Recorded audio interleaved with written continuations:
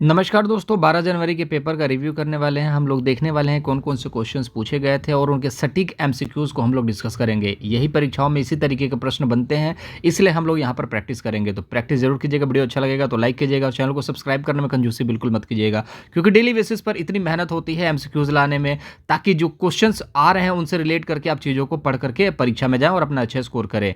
तो इसमें कंजूसी ना करें और कुछ भी अच्छा लगे तो कमेंट बॉक्स में जरूर बताएं। चलिए, पहला प्रश्न था, यहाँ पर आप देखेंगे, ये मैंने पढ़ाया भी है, बहुत सारी चीज़ें मैंने पढ़ाई हुई हैं और वही सारी चीज़ें आती हैं ईवीएस के कुछ क्वेश्चंस को छोड़ दिए जाएँ तो, और वो सबके साथ वैसा है। तो इसमें हल्ला करने वाली बात नहीं है, जो मैंने पढ़ाया वही सब आया, वही आता है, क्योंकि सिलेबस ही वही है। किस मनोविज्ञानी के अनुसार भाषा पहले और जो विचार जो है बाद में आता है, इस चीज़ के बारे में बात करेंगे। तो देखिए, सबसे पहले बच्चे क्या करेंगे, चौमस्की लगा के आएंगे भाषा विकास संबंधित। देखिए, चौमस्की ने ये कहा था कि एक भाषा अर्जन जो क्षमता होती है ना बच्चों के अंदर, वो जन्मजात होती है। इस चीज़ के बारे में भाषा अर्जन से संबंधित है, लेकिन भाषा पहले आती है विचार से पहले। मतलब कि पहले भाषा डेवलप होगी फिर विचार डेवलप होंगे। तो ये कौन है? ये है वाइगोत्स्की। लेकिन ये भाषा हो गया, ये विचार हो गया।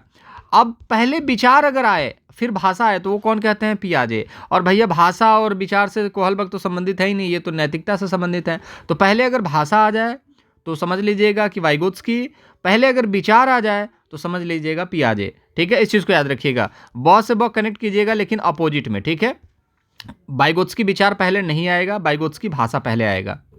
चलिए, जेडपीडी से भी सवाल बने थे, जो सवाल बने थे उनके एमसीक्यूज लेकर के आ रहा हूं। मेहनत लगती है दोस्त, इस चीज़ को आप समझते हैं।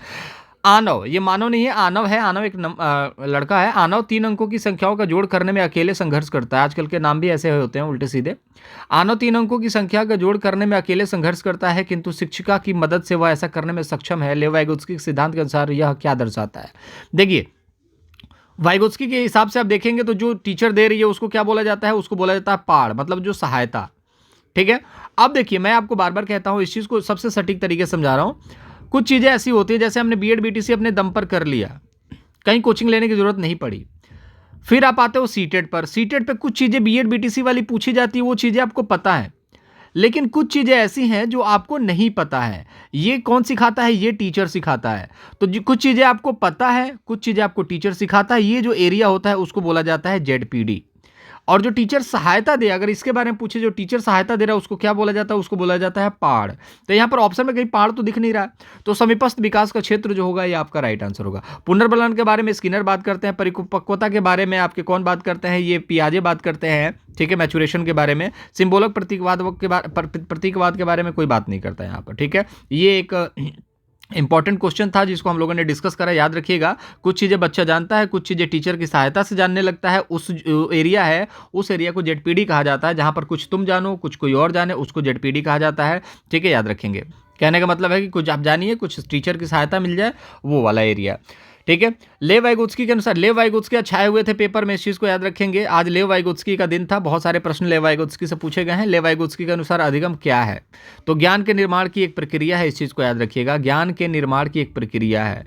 ज्ञान प्राप्ति के लिए निष्क्रिय, निष्क्रिय तो कोई चीज़ क्रिया होती नहीं, अभ्यास एवं दो रहा है ही नहीं। उद्दीपन प्रतिक्रिया, ये तो आपको पता ही है कि उद्दीपन प्रतिक्रिया, ये पालो और थॉर्नडाइक की बात यहाँ पर की नहीं जा रही है। ठीक है, तो ज्ञान के निर्माण की एक प्रक्रिया है अधिगम।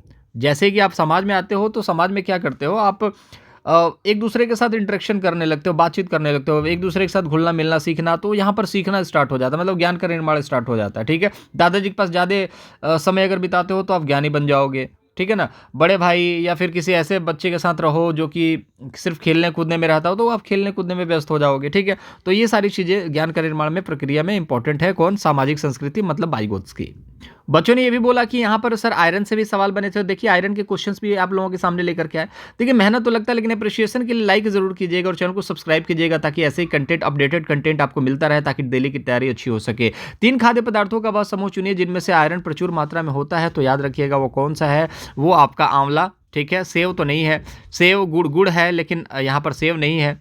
ठीक है, आंवला, पालक तो है, कद्दू नहीं है। तो आंवला, पालक और गुड़, ये तीनों इंपॉर्टेंट है, याद रखिएगा। आयरन की कमी की वजह से एनीमिया हो जाता है, इस चीज़ को याद रखिएगा। और आंवला, पालक और गुड़, इसको खाने से आपका एनीमिया की बीमारी जो होगी, जो प्रॉब्लम होगी, समस्या होगी, वो ऑलमोस्ट ठीक होते हुए नजर आएगी। ठीक है, तो आंवला इंपॉर्टेंट है, पालक इंपॉर्टेंट है, गुड़ जो है वो खाना चाहिए आयरन की कमी को पूरा करने के लिए। हाथियों से सवाल बने थे। अब कुछ बच्चे देखिए बहुत शरारती होते हैं, कुछ भी बोल देते हैं कि सर इससे भी सवाल बने थे, इससे भी। अब जो बच्चा बताएगा उसी के तो क्वेश्चंस के ऑप्शंस हम लोग आपके सामने क्रिएट करेंगे ना। एक बच्चे बोल रहा है थॉर्नडाइक से प्रश्न आया था, मैंने कहा यार गजब बात है, थॉर्नडाइक से सवाल कब पूछने लगा सीटेड। बट कोई बात नहीं, थॉर्नडाइक से सवाल मैंने लिया नहीं है क्योंकि वो इरेलीवेंट क्वेश्चंस हैं, ठीक है। हाथियों के बारे में सत्य नहीं है। देखिए 3 महीने का बच्चा जो होता है 200 किलो का होता है, बिल्कुल सत्य है। एक दिन में 2 क्विंटल मतलब 200 किलो पत्ते खाता है, नहीं 100 क्विंटल तक पत्ते खाता है, 100 किलो तक पत्ते खाता है। बुजुर्ग हथनी सरदार होती है समूह का, बिल्कुल सही बात है। नर हाथी 13 से 15 साल के बाद समूह छोड़ देते हैं, बिल्कुल ठीक है। कहीं 14 साल, कहीं 15 साल, कहीं 13 साल ऐसा लिखता है, लेकिन 13 से 15 साल के बीच में वो अपना समूह छोड़ देता है। तो ऑप्शन नंबर जो होगा कौन सा सत्य नहीं है, ये अपना 2 क्विंटल पत्ते नहीं खाता, 1 क्विंटल पत्ते खाता है दिन भर में, ठीक है। इसको याद रखेंगे।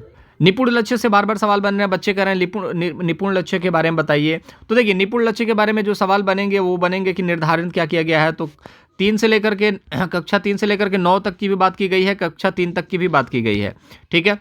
और इस चीज़ के बारे में हम लोगों ने पहले भी डिस्कस कर लिया है। अब यहाँ पर क्वेश्चंस को हम लोग सिर्फ सॉल्व कर रहे हैं कि लक्ष्य निर्धारित क्या किया गया है, ठीक है। अब इसका फुल फॉर्म आप लोगों को, निपुण का इसका फुल फॉर्म आप लोग फटाफट कमेंट बॉक्स में छाप दीजिएगा, क्योंकि आप जब छापेंगे ना तो आपको चीज़ें याद हो जाएंगी। आप कहीं से भी निपुण भारत के बारे में पढ़िए थोड़ा सा, बस यहाँ पर आपको देखने को मिलेगा इसका फुल फॉर्म पूछ देगा कि इस कक्षा तक इसके बारे में लक्ष्य रखा गया है, और ये लक्ष्य का जो आपकी तिथि है, जो आपका कहीं ना कहीं निर्धारण जो आपका साल है वो कौन सा है, तो 2026 से लेकर के 27 से याद रखिएगा, ठीक है। तो निर्धारित है कि 2026 से लेकर 27 तक के जो बच्चे हैं उनको लिखना और अंडरस्टैंडिंग, ये सारी चीज़ें और अंकगणित के कैलकुलेशन को थोड़ा सा ठीक कर दिया जाए, ठीक है। तो ये इंपॉर्टेंट 2026 से लेकर के 27, ठीक है। कुछ बच्चे 2025 बोल रहे हैं, नहीं 2025 में पॉसिबल नहीं है, इतना जल्दी अपने देश में कुछ भी नहीं होता, थोड़ा सा टाइम लगेगा, 3 से 4 साल का टाइम लेकर के चल रहे हैं, अच्छी बात है। लगभग 5 साल का भी टाइम है, क्योंकि 26 और 27 लगभग 5 साल देखने को मिलेंगे 22 के बाद, ठीक है। चलिए ईवीएस के कुछ प्रश्न देखते हैं। रवीन समाचार पत्र में एक लेख पढ़ता है जिससे कि वह अगले दिन अपने समूह में उस पाठ्य वस्तु का संपूर्ण विचार प्रस्तुत कर सके, उसके इस पठन को किस रूप में जाना जाता है। तो देखिए कुछ बच्चे जो होते हैं न्यूज़पेपर पढ़ के आते थे स्कूल में और बताते थे कि ऐसा ऐसा हुआ, तो वो किस तरीके से न्यूज़पेपर पढ़ के आता। पंक्तियों के बीच में पठन, तो ऐसा नहीं है, बीच में पठन नहीं होता है। पंक्तियों से परे का पठन, मतलब पंक्तियों से ऐसे पठन पढ़ना जो पंक्तियों से रिलेटेड है ही नहीं, गलत है। बारीकी से पढ़ना को देखिए गहन पठन कहा जाता है, याद रखिएगा। बारीकी से पठन को मतलब बारीकी से किसी चीज़ को पढ़ना उसको क्या बोलते हैं, गहन, ठीक है, गहन। तो इस चीज़ को याद रखिएगा, ये तो होगा नहीं। तो कोई भी न्यूज़पेपर गहन अध्ययन नहीं करता ना, गहन पठन तो नहीं करता, सरसरी तौर पर कोई भी देखता। आप देखते होगे पापा जब आपके न्यूज़पेपर पढ़ते हैं तो 10 मिनट के अंदर पूरे दोनों पन्ने जो होते हैं वो निपटा देते हैं। क्यों? क्योंकि ऊपर ऊपर का हेडिंग देखते हैं, जो इंटरेस्टिंग टॉपिक होता है उसमें 2-4 लाइनें पढ़ देते हैं, फिर आगे बढ़ जाते हैं। तो सरसरी तौर पर चीज़ों को पढ़ना, मतलब ऊपर के हाईलाइट्स को देख लीजिए, उसके बाद जा करके चर्चा कर लीजिए, ठीक है। तो वो सारी चीज़ें हैं, इंपॉर्टेंट है सरसरी तौर पर पढ़ना।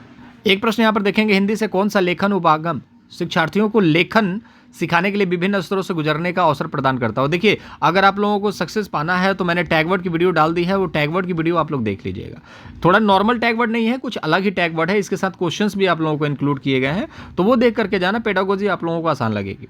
अब लेखन उपागम की बात की जाएगी तो उत्पादन उपागम, संप्रेषण का मतलब है ही नहीं, संप्रेषण मतलब कम्युनिकेशन की बात की जा रही है। तो यहाँ पर लेखन उपागम को लेकर के लेखन सिखाने के लिए विभिन्न स्तर, तो संप्रेषण, लेखन, अगर लिखना आपको सीखना है, क से कबूतर सीखना है तो आपको भाषा नहीं सिखाना है, ठीक है, लिखना सिखाना है। प्रक्रिया उपागम, कोष विषयक, यहाँ पर कोष की भी बात नहीं करेंगे, कितना भंडार है आपके पास, ये सारी चीज़ें नहीं देखेंगे हम। अब 2 ऑप्शन बचते हैं आपके पास, एक तो उत्पादन उपागम और एक यहाँ पर प्रक्रिया उपागम, ठीक है। अब प्रक्रिया की बात करेंगे, लिखने की क्या होती है दोस्त, एक प्रक्रिया होती है, तो आंसर क्या हो जाएगा, सी हो जाएगा। उत्पादन क्या होता है, जो हर एक फील्ड में एक्सपर्ट हो, जैसे कि आपको बोलना अच्छा आता हो, आपको लिखने अच्छा आता हो, आप सुन लेते हो, चीज़ों को समझ लेते हो, अंडरस्टैंडिंग अच्छी है, तो ऑलराउंडर एक तरीके से वो हो जाता है उत्पादन उपागम। लेकिन यहाँ पर एक सीख रहा है बच्चा, सीखना चाहता है, लिखना सीखना चाहता है, वो एक प्रक्रिया उपागम से होकर के आगे बढ़ेगा, इस चीज़ को याद रखिएगा। चलिए एक और प्रश्न देखेंगे कि निम्न में से कौन सा प्राथमिक स्तर पर पर्यावरण शिक्षा का अभिन्न घटक है, ठीक है। पाठ्य पुस्तकें इंपॉर्टेंट नहीं है, बच्चों का वातावरण बिल्कुल फैक्ट है, बच्चों का वातावरण इंपॉर्टेंट रोल प्ले करता है, इस चीज़ को याद रखिएगा। बच्चों का वातावरण अच्छा होना चाहिए, ये सबसे इंपॉर्टेंट है, तभी बच्चा सीखता है। और कौन इस चीज़ के बारे में बात करता है, बाइगोत्स्की, जैसा वातावरण होगा बच्चे वैसे सीखेंगे। तो देखिए कुछ क्वेश्चंस ऐसे हैं जो बच्चों ने बताया सर पर्यावरण से प्रश्न पूछा था प्राथमिक स्तर पर, उसके हम लोग क्वेश्चन डिजाइन करके लेकर के आते हैं। कोई भी बच्चा ऐसा नहीं, कुछ बच्चे कहते हैं कमेंट बॉक्स में ये तो पूछा ही नहीं था, मैंने बोला पूछा क्या था ये तो बताओ, तो वो नहीं पता है, लेकिन ये नहीं पूछा था। अरे भाई देखो क्वेश्चन जो पूछे जाते हैं ना पेडागोजी के, वो क्वेश्चंस आप सेम टू सेम बता नहीं सकते, ना ही आप ऑप्शंस बता सकते हो। इसीलिए क्वेश्चन से रिलेटेड मैंने आपको क्वेश्चंस करवा दिए, उससे रिलेटेड अगर कल क्वेश्चंस पूछे जाएंगे तो आप आराम से करके आ जाओगे, टैकल कर लोगे। अप्रोच मैंने आपको सिखा दी। यही हमारी यहाँ पर टेक्निक है कि भैया जो क्वेश्चंस, जिस लेवल के क्वेश्चंस पूछे जाते हैं उस लेवल के क्वेश्चंस आपके सामने रख दे कि ऐसे ही प्रश्न पूछे जाते हैं। मेरा ये दायित्व नहीं होता है कि मैं आपको 5 यही गिने चुने इधर उधर की कहीं ना कहीं ईवीएस के क्वेश्चंस करा दूं और वो पता चले कि कल फिर बदल जाए। मैं उन सभी टॉपिक्स पर डिस्कस कर रहा हूं, जैसे कि मान के चलो जेडपीडी से प्रश्न आया, कल भी आएगा, तो वहां पर जेडपीडी आपको समझ में आ गया तो आप अच्छे से नंबर लूटोगे ना। तो वो चीज़ों को देखने की कोशिश करो, और इसी एफर्ट के लिए मैं बोलता हूँ गुरुदक्षिणा ग्रुप में सब्सक्राइब कर लेना जरूर, ताकि अगली आने वाले अपडेटेड कंटेंट आपको मिल सके। अब देखिए ईवीएस के थीम पर क्या प्रश्न नहीं पूछेगा। प्राथमिक स्तर पर ईवीएस के पाठ्यचर्या की प्रकृति क्या होती है, तो समावेशी होती है, प्रासंगिक थीम आधारित होती है। देखिए ईवीएस कैसा थीम आधारित होनी चाहिए। कितने थीम होते हैं? 6 थीम होते हैं। कमेंट बॉक्स में आप छापोगे कौन से 6 थीम होते हैं, ठीक है। प्रासंगिक मतलब रिलेवेंट होना चाहिए, मतलब वातावरण से चीज़ों को जोड़ करके पढ़ाना इंपॉर्टेंट है। समावेशी मतलब सभी बच्चों को एक साथ समूह में या फिर एक साथ बैठा करके चीज़ों को सिखाना इंपॉर्टेंट है। ये सारा इंपॉर्टेंट है, ठीक है। और थीम और उप थीम के बारे में कमेंट बॉक्स में छापिएगा। अगर आप वाकई में आप सीरियस कैंडिडेट हैं और सीखना चाह रहे हैं तो कमेंट बॉक्स में आप थीम तो जरूर लिखेंगे दोस्त, बाकी इच्छा आपकी है। ये सवाल बनते हैं आपके डिस्टेंस से सवाल बनते हैं। यदि कोई व्यक्ति मुंबई से चंडीगढ़, भारत के केंद्र शासित प्रदेश, चंडीगढ़ भारत का केंद्र शासित प्रदेश आपको पता होना चाहिए, पंजाब और हरियाणा का राजधानी भी है, तक सबसे छोटे रेल मार्ग से होकर यात्रा करता है, कौन से राज्य से उसे गुजरना नहीं होगा, ठीक है। तो यहाँ पर देखिए, यहाँ पर है आपका, इस तरीके से बना देता हूँ, ठीक है, ठीक है, इस तरीके से मैं बना दे रहा हूँ। ये है आपका महाराष्ट्र, ठीक है, और आपको कहाँ तक जाना है? महाराष्ट्र से चंडीगढ़ जाना है। ये है आपका चंडीगढ़ हरियाणा, और ये है आपका पंजाब, ठीक है। ये है आपका राजस्थान, कहाँ पर है? राजस्थान यहाँ पर है, ठीक है, यहाँ पर राजस्थान है, ठीक है, मतलब गुजरात के ऊपर यहाँ पर राजस्थान है। गुजरात ये रहा पूरा गुजरात, ठीक है, और हरियाणा ये रहा। तो मैं एक बार दोबारा से बना देता हूँ। ये रहा आपका पंजाब, ये रहा आपका हरियाणा, ये रहा आपका राजस्थान, ये रहा आपका गुजरात। अब मुंबई से आपको जाना है चंडीगढ़। अब दोनों की राजधानी यहाँ पर है चंडीगढ़। मैं हरे कलर से चंडीगढ़ कर देता हूँ। ये है चंडीगढ़, ये है हरियाणा, ये है पंजाब। अब देखिए यहाँ से जब आप निकलेंगे ना, यहाँ से जब आप निकलेंगे तो आप गुजरात भी पड़ जाएगा, राजस्थान भी पड़ जाएगा, हरियाणा भी पड़ जाएगा, लेकिन पंजाब सबसे ऊपर है आपका, जम्मू कश्मीर से सटा हुआ, तो पंजाब आपका नहीं पड़ेगा। तो गुजरते समय कौन सा एक स्टेशन है जो नहीं पड़ेगा, कौन सा ऐसा राज्य है जो नहीं पड़ेगा, वो याद रखिएगा, वो पंजाब राज्य है जो नहीं पड़ेगा। इस तरीके के प्रश्न बनेंगे। थोड़े से मैपिंग वाले प्रश्न भी हमने करवा रखे हैं, उसको ज़रूर देखिएगा, हेल्प मिलेगी आपको। चलिए एक प्रश्न यहाँ पर देखेंगे। हमारे देश के किस भाग में लोगों के रहने के लिए बड़े तिकोने टेंट को रेबो कहते हैं और जानवरों को रहने के स्थान को लेखा कहा जाता है? तो यार मैंने बार बार बताया इस चीज़ के बारे में, वो लेह लद्दाख है, ठीक है। तो इस तरीके का प्रश्न बनेंगे सीधे तौर पे, और इसको पढ़ना इंपॉर्टेंट नहीं है। इन सभी क्वेश्चंस को अगर लेकर के सीरियस हो जाओगे ना तो परीक्षा सीरियसली कभी नहीं निकलने वाला आप लोगों का, ठीक है। तो इन क्वेश्चंस को लेकर सीरियस ना हो। पेडागोगी 75 की आप कोशिश कीजिए, वो ज़्यादा अप्रोप्रिएट है, वो ज़्यादा अच्छा होगा आप लोगों के लिए। चलिए बच्चों ने कहा था बुद्धि से भी प्रश्न आया था, तो बुद्धि के भी क्वेश्चंस लेकर के आया हूँ। इतने कम समय में इतनी सारी चीज़ें करना इंपॉर्टेंट हो जाता है सिर्फ आप लोगों के लिए, क्योंकि आप लोगों के लिए तो मेहनत कर रहे हैं ना। देखिए, किस बुद्धि परीक्षण में एक साथ समय, धन और श्रम की बचत होती है? ऐसा एक बुद्धि परीक्षण जिसमें समय भी बच जाए, धन भी बच जाए और श्रम भी, मतलब कि सांप भी मर जाए लाठी भी न टूटे। तो यहाँ पर आप देखेंगे कि शाब्दिक परीक्षण नहीं होगा, अशाब्दिक परीक्षण नहीं होगा। यहाँ पर याद रखिएगा, शाब्दिक अशाब्दिक परीक्षण में आपका यहाँ पर श्रम की बचत, धन की बचत, समय की बचत तीनों एक साथ नहीं हो सकती। व्यक्तिगत में तो आप देखोगे तो व्यक्तिगत में समय की बहुत ज़्यादा बर्बादी होगी, क्योंकि 40 बच्चे हैं, 40 बच्चों का आप सिंपल एक एक परीक्षण करोगे तो बहुत टाइम वेस्ट होगा। सामूहिक में क्या होगा, 40 बच्चों को बिठाया, समय भी बच गया, एक ही साथ एक पेपर दे दिया, एक पेपर पर एक सवाल पूछ दिया कि 5 और 5 प्लस 5 5 प्लस 5 प्लस 5 प्लस 5 कितना होता है, ठीक है। आपका एक पेपर लगा, सारे बच्चे एक साथ हैं तो समय भी बच गया, और आप वहाँ पर बुद्धि भी परीक्षण कर लोगे, समय भी बच गया, धन भी बच गया, सब कुछ बच जाएगा, और कौन सा बच्चा कितने आईक्यू लेवल का है वो भी पता चल जाएगा। मैंने एक बस एग्जांपल सेट कराया। तो सामूहिक बुद्धि परीक्षण इंपॉर्टेंट है। बाकी एक बुद्धि परीक्षण पूछा, द्वि बुद्धि परीक्षण पूछा, बुद्धि टेस्ट पूछा है, ये सारा चीज़ जो है अभी फाइनलाइज नहीं है। बच्चों ने ये नहीं बताया कि बुद्धि परीक्षण से सवाल क्या था, इसलिए मैंने जो इंपॉर्टेंट क्वेश्चन मुझे लगे वो मैंने आपके सामने रख दिए, ठीक है।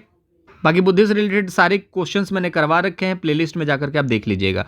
निम्न में से कौन सा प्रतिभावान बालक, देखिए प्रतिभावान बच्चों से सवाल बनते हैं, समावेशी शिक्षा मूल्यांकन से, दिव्यांग बच्चों से यहाँ पर सवाल बनते हैं। तो प्रतिभावान विद्यार्थी की विशेषता क्या होती है? धीमी समझ होती है उसकी, नहीं जिज्ञासा कमी नहीं, जिज्ञासा तो बहुत कूट कूट के भरी होती है, सोच में सटीकता होती है, बिल्कुल एकदम प्रिसेशन के साथ चीज़ों को एकदम सटीकता से, जो क्वेश्चन आपने पूछा उस क्वेश्चन के जवाब जहां पर होंगे ना, सीधे उसकी निगाहें वहीं जाएंगी, जैसे ऑप्शन नंबर 3 पर ही जाएंगी उसकी निगाहें।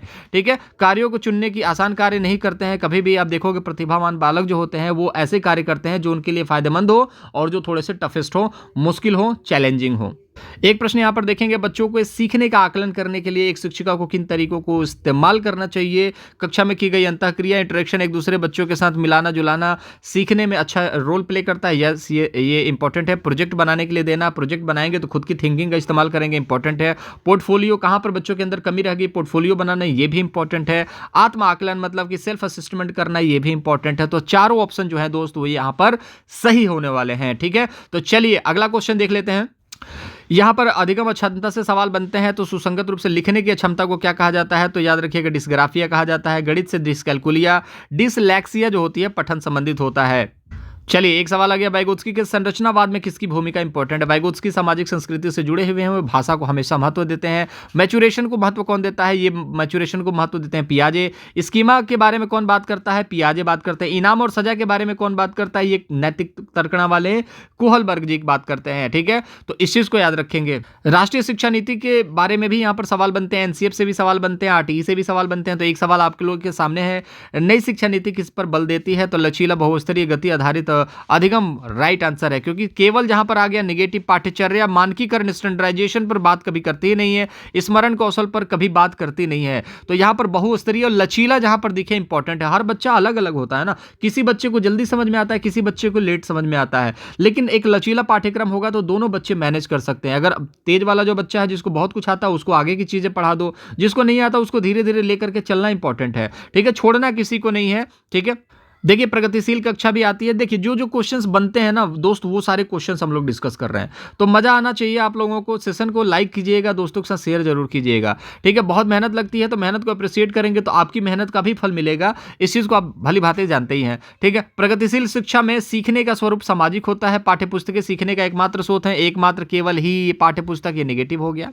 बैठने की व्यवस्था पूरी तरीके से तय होती है, कोई भी तय नहीं हो सकता दोस्त कि पहले नंबर पे पहले सीट पे ये बैठेगा, दूसरे सीट पर ये बैठेगा, तीसरे पे बैठेगा, ऐसा तय नहीं होना चाहिए। पाठ्यचर्या मानकीकृत होता है, ऐसा स्टैंडर्ड नहीं होना चाहिए, लचीला होना चाहिए। तो देखिए सीखने की प्रक्रिया जो होती है, जो स्वरूप होता है उसका सामाजिक होता है। बच्चे नेचुरल तरीके से सीखते हैं, समाज में रह के सीखते हैं, और जैसे हर बच्चा सीखता है वैसे ही हर बच्चा सीखता है। तो प्रगतिशील कक्षा में जो है शिक्षा में जो है सीखने का स्वरूप जो होता है सामाजिक होता है, एक सामाजिक प्राणी के तौर पर सीखा जाता है, ये इंपॉर्टेंट है। ठीक है, मजा आ रहा होगा ना? मजा आएगा दोस्त, बहुत आसान लगेंगे आपको चीजें पढ़ने में, लेकिन वही है ना कि जब मैं कोशिश कर रहा हूं, मैं जब लगा हूं आप लोगों के लिए, तो आपको भी लगना पड़ेगा। बाकी आप इधर उधर भटकोगे, बिना सब्सक्राइब करे रहोगे तो कल को कुछ और वीडियो देख लोगे, कल इनका एनालिसिस देखोगे, उनका एनालिसिस देखोगे, देखते रहो यार, आपकी इच्छा है। लेकिन एक को पकड़ लो, किसी को भी पकड़ लो, एक को पकड़कर एक का ही वीडियो देखो, आप सीटेट पास कर जाओगे दोस्तों। बाकी इच्छा आपकी है, मैं बार बार यही कहता हूं कि इच्छा भाई आपकी है। आसना अच्छा करती है क्योंकि वह दूसरों द्वारा अच्छा देखा जाना चाहती है। वह लॉरेंस कोहलबर्ग नैतिक विकास के किस चरण में है? देखिए कोहलबर्ग क्या कहते हैं, पहली जो उनकी अवस्था होती है जिसको हम बोलते हैं पूर्व पारंपरिक, जिसमें बच्चे दंड और पुरस्कार से सीखते हैं। दूसरा जो आप देखोगे कन्वेंशनल पारंपरिक, जिसमें बच्चे जो होते हैं वो आप एक दूसरे को इंप्रेस करने की बात करते हैं, गुड बॉय गुड गर्ल वाली कंडीशन होती है। तो इसमें देखेंगे अच्छा दिखना चाहती है, देखा जाना चाहती है, तो याद रखिएगा पारंपरिक स्टेज होगा। ठीक है, अब ये जो स्टेज होता है 7 साल तक होता है, ये 7 से लेकर के 11 होता है, और ये 11 से लेकर के ऊपर तक का स्टेज होता है, उत्तर पारंपरिक। ये तीसरी अवस्था है। अमूर्त संक्रियात्मक अवस्था, ये भी आपका देखोगे तो 11 से 15 है, लेकिन ये पियाजे वाली है। ठीक है, तो कुल इंपॉर्टेंट क्वेश्चंस थे, एक आधा और देखते हैं। देखिए यहां पर भी सवाल बनता है कि कौन सा निम्नलिखित में से विकास के बारे में, विकास से सवाल बनते हैं, कौन सा सही नहीं। आनुवंशिकता नहीं पूछा जाता क्या? पर्यावरण नहीं पूछा जाता? सब पूछा जाता। सीडीपी में मैं बता दूं आपको, जितने भी क्वेश्चंस मैं करवा रहा हूं इससे बाहर नहीं पूछा जाएगा। ईवीएस में ईवीएस के जो मैंने आपको पेडागोजी करवाए हैं उससे बाहर नहीं पूछा जाएगा। 75/75 आपको ईवीएस के पेडागोजी के कहीं नहीं गए। बाकी फिर मैं कह रहा हूं, अगर 2-4 प्रश्न नए नए अगर ईवीएस में पूछे जाते और बोलोगे बहुत टफ क्वेश्चन थे, तो माफ कीजिएगा दोस्त, आप सुपर टेट में बहुत बुरी तरीके से पिछड़ने वाले हो, इस चीज को याद रखना। ठीक है, विकास आनुवंशिकता प्रवर्धन के अंतःक्रिया का उत्पादन है, बिल्कुल फैक्ट है। ठीक है, फैक्ट है। मुश्किलें देखो, मुश्किलें आएंगी, आपको पेपर कठिन लगेगा क्योंकि आपने बहुत ज़्यादा प्रैक्टिस नहीं करी है। प्रैक्टिस करके जाते हो तो कठिन नहीं लगता ना दोस्त। ठीक है, आप चाहते हो 2 दिन में सीटेट पास कर लेना तो पॉसिबल है, लेकिन सिर्फ सीटेट पास करने के लिए आपको पीछे का बैकग्राउंड अच्छा होना चाहिए, तब 2 दिन में पास कर पाओगे। विकास कुछ हद तक पूर्वानुमान लगाया जा सकता है। हाँ बिल्कुल सही बात है। जैसे पिताजी इसके इंटेलिजेंट है तो बच्चा होगा तो पता चलेगा कि हाँ पापा पे गया है, मतलब इंटेलिजेंट है, मतलब कुछ हद तक अनुमान लगाया जाएगा। जब बाप ऐसा है तो बेटा भी ऐसा होगा। एक समान होता है क्या विकास? बिल्कुल नहीं होता है। ठीक है, आपके अंदर विकास अलग है। जैसे मैंने बोला ना, कुछ बच्चे जो है 2 दिन में तैयारी कर लेंगे सीटेट का, कुछ बच्चे 2 महीने में भी नहीं कर पाएंगे। हर एक बच्चे का दर जो है सीखने का रेट है वो अलग अलग है। तो याद रखिएगा कौन सा सही नहीं है, ऑप्शन नंबर सी जो होगा वो आपका यहाँ पर सही नहीं होगा। ठीक है, और एक चीज और ऑप्शन है सामान्य से विशिष्ट। बिल्कुल, पहले सामान्य चीजें सीखी जाती हैं फिर स्पेशल चीजें सीखी जाती हैं। विकास में पहले सामान्य चीजें, पहले बच्चा चलना सीखता है, फिर दौड़ना सीखता है, फिर स्प्रिंट मारना सीखता है। ठीक है, तो याद रखिएगा सामान्य से विशिष्ट की ओर चलता है ये आपका विकास। एक सवाल यहां पर देखेंगे कि एक बच्ची फुटबॉल खेलते समय फुटबॉल जो है खेलना सीखने से पहले कूदना उछल मारती है, कूद उछल मारती है। यह थोड़ा सा टाइपिंग एरर है। यह विकास की इस अवस्था को प्रदर्शित करता है। पहले कूदना स्टार्ट करती है बच्ची, फिर उसके बाद उछलना स्टार्ट करती है। तो देखिए ये जो होगा ना, जैसे शीर्षगामी जो है सिर से लेकर के पांव तक की बात की जाती है, तो ये होगा नहीं। समीपस्थ दूर विमुखी जो होता है, जैसे कि क्या बोला जाता है इसको, प्रॉक्सिमो डिस्टल बोला जाता है। इसमें क्या होता है ना, जैसे बच्चा पहले पहले बॉटल पकड़ना सीख लेता है, उसके बाद उंगलियों से पेन पकड़ना सीखता है। मतलब पहले जो है सेंटर के अंग जो है वहां पर देखोगे, जैसे कि सेंटर के जो अंग होंगे वो आपके मजबूत होंगे। ठीक है, तो जैसे कूदना है, ठीक है, कूदने के लिए क्या करना पड़ेगा, आपके पैर मजबूत होने चाहिए, जांघ मजबूत होनी चाहिए आपकी। ठीक है, थाई मजबूत होनी चाहिए। उसके बाद आप देखोगे पहले थाई मजबूत हो गई, उसके बाद अब उछलने के लिए आप उछलोगे किससे? पंजों के सहारे, उंगलियों के सहारे। तो फिर आपकी उंगलियां, तो पहले आपके थाई मजबूत होंगे, फिर आपकी उंगलियां मजबूत होगी। मतलब कि आप सेंटर से बाहर की तरफ जा रहे हो तो समीप दूर भिमुखी आंसर होगा। तो कुल इंपॉर्टेंट क्वेश्चंस की सीरीज जो थी हम लोगों ने डिस्कस कर ली। कुछ क्वेश्चन छूट गए होंगे तो उनको शाम को हम लोग डिस्कस कर लेंगे। इंपॉर्टेंट ये है कि जो क्वेश्चंस पूछे जा रहे हैं, जिस तरीके के क्वेश्चंस पूछे जा रहे हैं उनको प्रैक्टिस करो। यही क्वेश्चंस बार बार पूछे जाएंगे, इसी तरीके के क्वेश्चंस पेडागोजी में पूछे जाएंगे, और इन क्वेश्चंस को प्रैक्टिस कर लोगे तो आपका काम आसान होगा। बाकी दुनिया बहुत सारी चीजें पढ़ा रही है, आप पढ़ते रहो। अगर आप सिलेक्शन चाहते हो, अगर आप चाहते हो कि आने वाले टाइम में जो केवीएस की भर्ती आए, सुपर टेट आए, उसमें आप सीटेट पास होकर के सिलेक्शन ले लेना, तो पहले सीटेट पास करो। सीटेट पास के लिए जो चीज मैं करा रहा हूं इसको एक बार जरूर देख लेना, चाहे जहां से भी पढ़ रहे हो कोई फर्क नहीं पड़ता। इसको देख करके जरूर जाना, आपका काम आसान हो जाएगा। मुलाकात अगले वीडियो में करेंगे। अपना ख्याल रखिएगा, पढ़ते रहिए, पेपर आसान होगा। कोई पेपर हार्ड नहीं होता, पढ़ के जाओगे सब पेपर आसान होते हैं। चाहिए कितना? 90 नंबर ही चाहिए ना दोस्त, 90 नंबर ही चाहिए, 110 से कम नहीं आएगा। जो चीज़ पढ़ा रहा हूँ पढ़ लो। चलो, चैनल को सब्सक्राइब कर देना, वीडियो को लाइक कर देना। मुलाकात अगले वीडियो में करेंगे। ख्याल रखना अपना।